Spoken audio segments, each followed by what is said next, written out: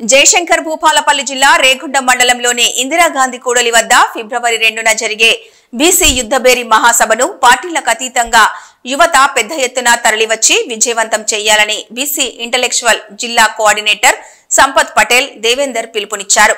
మండలంలో బీసీల యుద్ధబేరి సభ విజయవంతం పోస్టర్ను పలు బీసీ సంఘాల నాయకులు మహిళా సంఘాలతో కలిసి ఆవిష్కరించారు. అనంతరం మాట్లాడారు. వడ్డించేవాడు మనవాడైతే ఏ బంతిలో కూర్చున్నా ముక్కులే పడ్డట్టు విధంగా ఈ రోజు అగ్రవర్ణాల వాళ్ళు వ్యవహరిస్తా ఉన్నారు. అది చూసైనా ఇప్పటికీ మన బీసీ కమ్యూనిటీకి సంబంధించినటువంటి అన్ని బీసీ కులాల ప్రజలు గుర్తించాల్సిన అవసరం ఉన్నది. ఎందుకంటే వెల్మలకు ఒక పార్టీ ఉన్నది, రెడ్డిలకు ఒక పార్టీ ఉన్నది, ఇంకా మిగతా వాళ్ళకు కూడా పార్టీలు ఉన్నాయి. బీసీ వాళ్ళకు పార్టీలు లేవు, చట్టసభల్లో రిజర్వేషన్లు లేవు.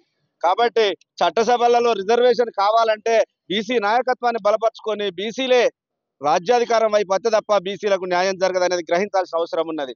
అందులో భాగంగానే ఈ నెల 2వ తారీఖు రోజు అంటే ఫిబ్రవరి 2వ తారీఖు రోజు వరంగల్ ఆర్ట్స్ అండ్ సైన్స్ కాలేజీలో ఏర్పాటు చేసినటువంటి బీసీ యుద్ధబేరి సభను బీసీ కులాలైనటువంటి సబ్బండ వర్గాల ప్రజలు అందులో పాల్గొని బీసీ యుద్ధబేరి సభను విజయవంతం చేసి బీసీల సత్తా చాటాల్సిన అవసరం ఉందని కాబట్టి అన్ని వర్గాల ప్రజలు మరోసారి పాల్గొనాలని విజ్ఞప్తి చేస్తున్నాం. అందులో భాగంగానే ఈ రోజు రేగొండ మండల కేంద్రమైన ఇక్కడ బీసీ యుద్ధబేరి సభ గోడపత్రికను ఆవిష్కరించడం జరిగింది. కాబట్టి ప్రియమైన బీసీ ప్రజలారా, అధికారం రానంత కాలం మీరు అణచివేతకు గురవుతాం. అది గ్రహించకపోతే మనము ఇంకా 70 వసంతాల స్వతంత్రంలో ఇంకా 140 సంవత్సరాలు కొనసాగినా కూడా బీసీలకు రాజ్యాధికారం రాదు. ఎందుకైనా మంచిదే, బీసీ మేల్కోవాల్సిన అవసరం ఉన్నది, బీసీ రాజ్యం సాధించుకోవాల్సిన అవసరం ఉన్నది. అందుకు మీరు ఇంటికొకరు, ఇంటికి వీలైతే ఇద్దరు తరలి వచ్చి బీసీ యుద్ధబేరి సభను విజయవంతం చేయాలని ఈ సందర్భంగా విజ్ఞప్తి చేస్తా ఉన్నాం.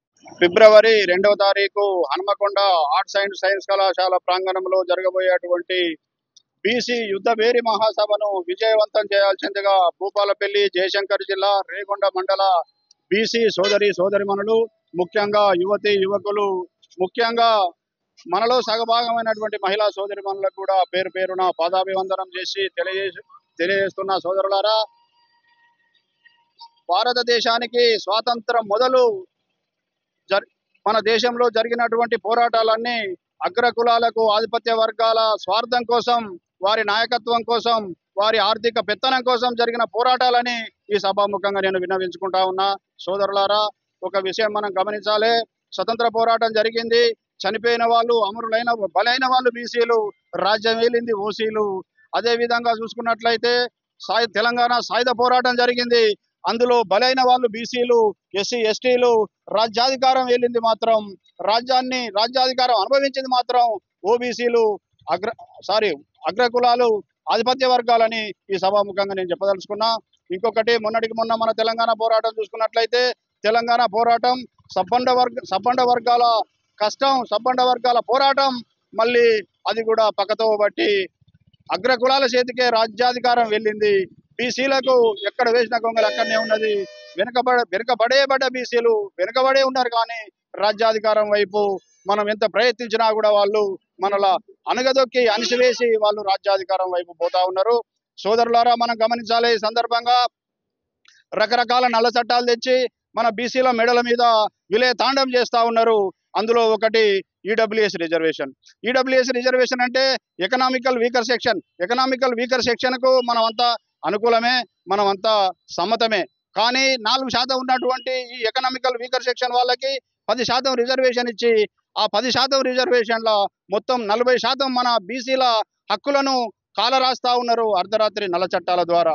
అది చాలదన్నట్లు 29 జీవో తెచ్చి మొత్తం మన ఆర్థిక స్వావలంబనను కొల్లగొట్టుకపోతా ఉన్నారు. ఈ 2 కత్తులు చాలవన్నట్టు 3వ కత్తిగా మహిళా బిల్లును తేవడం జరిగింది. మహిళా బిల్లు అంటే సోదరులారా, మహిళా బిల్లు చాలా ఇంపార్టెంట్. మహిళా బిల్లును బీసీ సంఘాలు వ్యతిరేకిస్తున్నాయని మన మీద అపవాదు చేస్తున్నారు అగ్రకులాలు, ఆధిపత్య వర్గాలు. మహిళా బిల్లు అంటే బీసీ, ఎస్సీ, ఎస్టీ మహిళలకు రిజర్వేషన్ కావాలని మనం కొట్లాడుతూ ఉన్నాం. అదే జనరల్ మహిళా బిల్లు కనుక అమలైతే ఇప్పుడైతే ఏ స్థానాలల్లో ఎమ్మెల్యేలుగా, రాజకీయ నాయకులుగా చలామణి అవుతున్న అగ్రకులాలు మరియు ఆధిపత్య వర్గాల భార్యలు మాత్రం మళ్ళా ఆ స్థానంలోకి వచ్చి మనలను ఎక్కడేసిన గంగలు అక్కడనే ఉంచి మనలో పరిశాన్ చేసే కథ ఉన్నది. కాబట్టి దీన్ని అర్థం చేసుకొని మనం ముందుకు పోవాలి. చాలా తెలివిగా మనం ప్రవర్తించాల్సినటువంటి సమయం ఇది. మన